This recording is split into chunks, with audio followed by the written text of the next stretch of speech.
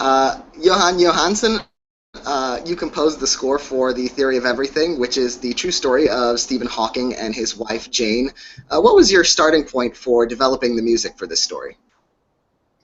Um, I guess the starting point was sort of like always, getting to know the characters and the film and the script, and I was hired sort of when they were sort of at a fairly early point in the editing, and so I saw a rough cut of the film and was able to get a good idea of the structure and of the performances, and that's really always what I derive the most inspiration from is the images and the performances, and luckily they were very strong in this case, and really amazing material to work with. So I guess that was what I started with was just getting inspiration from the characters and from the emotion on screen, and to channel that and to sort of emphasize and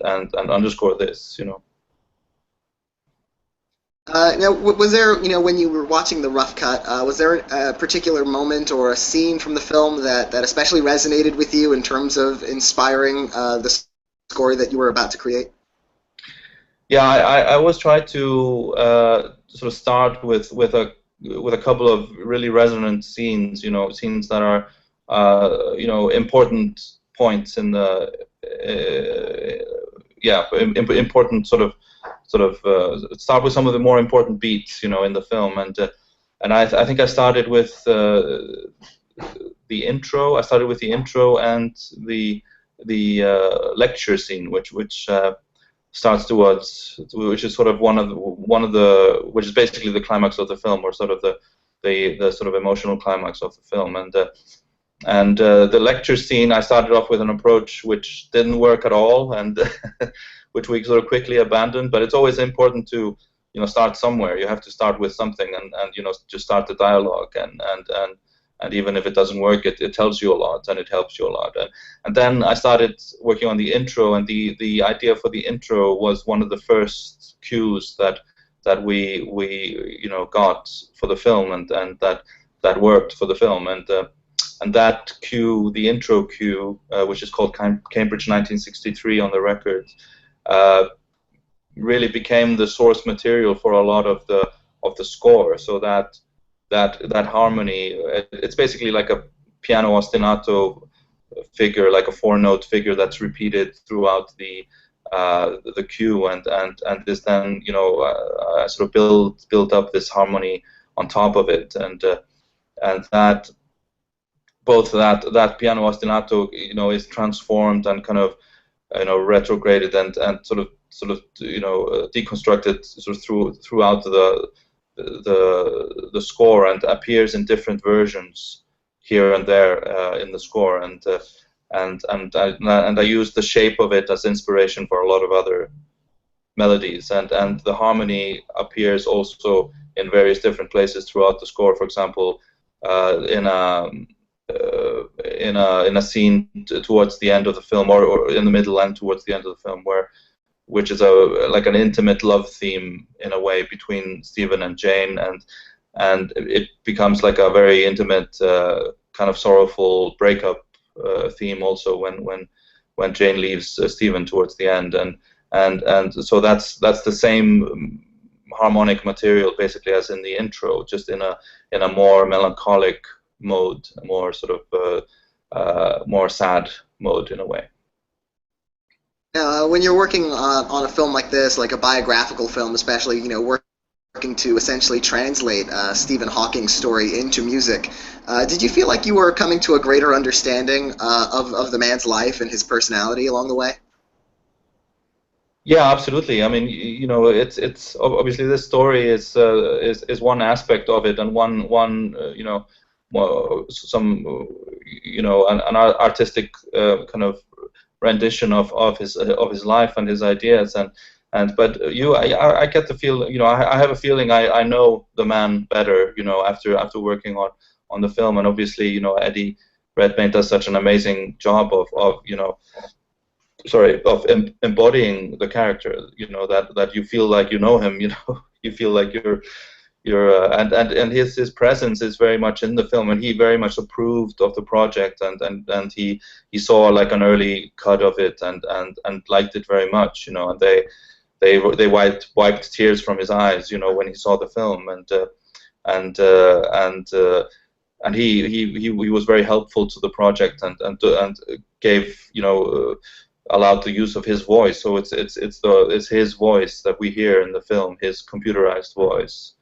And so so so yeah, I mean, it's a great privilege to be allowed to work on a project like that about such a, you know, such amazing people, and remarkable people, and you get, even though, you know, of course it's a fictionalized, like, you know, account, it you in some ways you feel you get to know the characters, and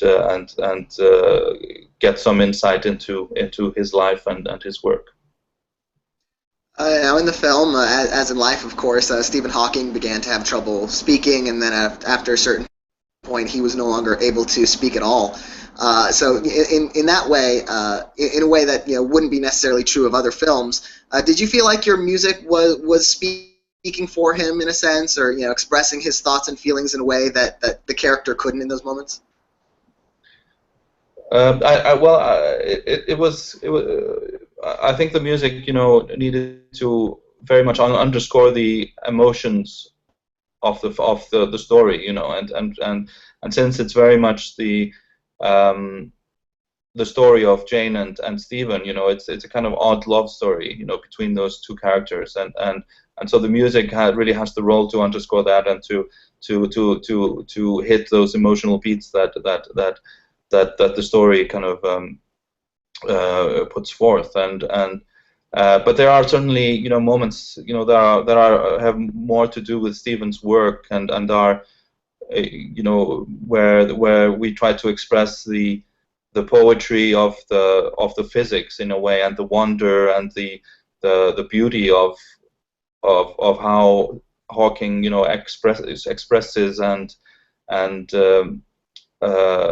expresses his thoughts about the cosmos, and about physics, and about, you know, the origins of time and the origins of the universe, and he, as we know, he does this in a very poetic and beautiful way in his writings, and it's beautiful how he thinks, you know, he has the mind of a poet in many ways, you know, the way he thinks about the universe, and we try to express that in certain scenes where he has these epiphanies, these sort of scientific epiphanies, you know, and on the soundtrack there's a couple of cues, one called Space-Time Singularity, and another called the Cavendish Lab, where there are scenes where he has these epiphanies, you know, this where he sort of expresses in a non-verbal way, just visual and musical. We try to express his wonder of the universe, you know, and his sense of the poetry of the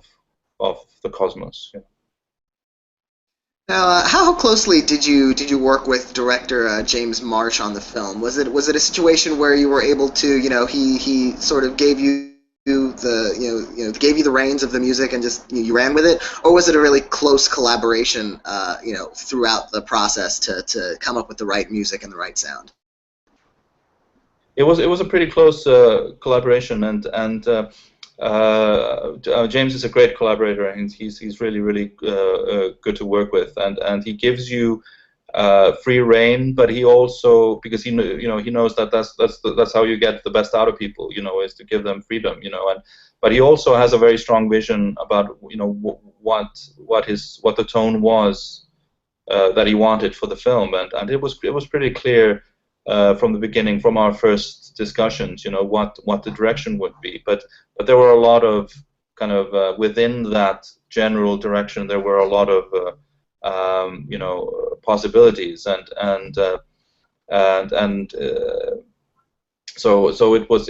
I mean, for me, it's when you're a film composer, it's a collaborative art. You know, you're part of a team of filmmakers, and in a way, you're not a composer anymore. You're a filmmaker, and the the filmmaking aspect of it is overrides everything else. You're part of a team that's making a film. That's, when you're lucky, it becomes like something close to a work of art. And I'm yeah, and this was very much kind of like it was a very strong, a very, very good collaboration, and felt, even though it was a challenging project, I was doing a lot of things in this score that I haven't really done before, in terms of in musical terms, and I sort of stretched, my kind of boundaries in many ways, but it was a very enjoyable collaboration.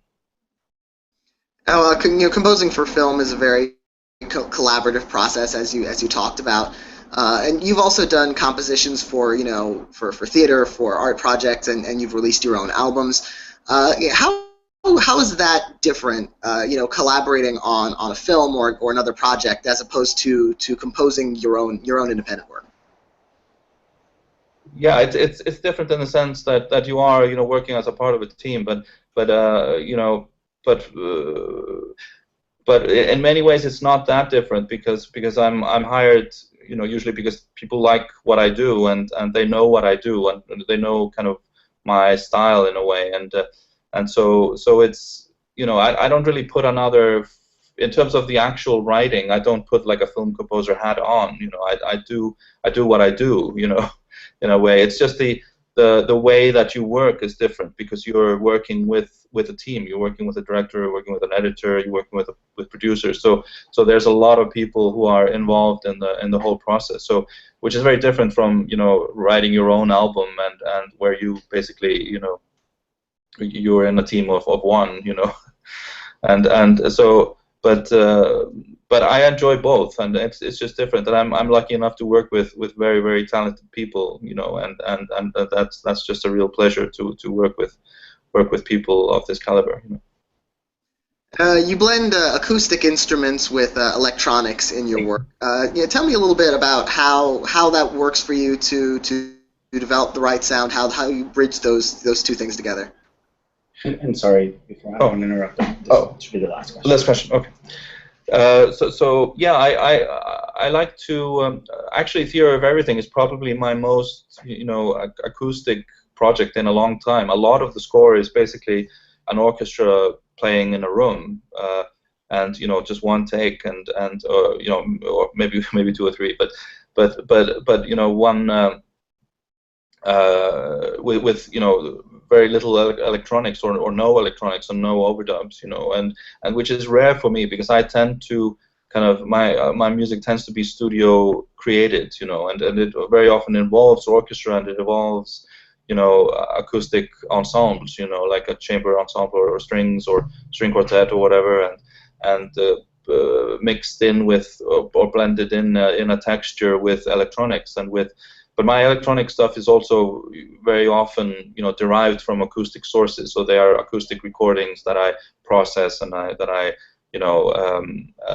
adapt and treat electronically. So this, and I did a bunch of that on this score, definitely. There are scenes like, there's a track called Coma on the which is when he's lying in a coma in the hospital, and another one where he's being told that of his diagnosis with motor neuron syndrome, that have this sort of electronic patina, and this sort of electronic element that's combined with the orchestra. And but for this score, I try to be as acoustic as possible, really. Okay, well, thank you very much for your time. I want to wish you the best of luck on the film and the soundtrack album also coming out soon, and potentially at the Oscars, you could potentially be nominated for your first Oscar for Best Score. Well, thank you very much. That's very kind of you. Right. Have a good day. Thank you. Bye-bye. All right, we're going to go downstairs.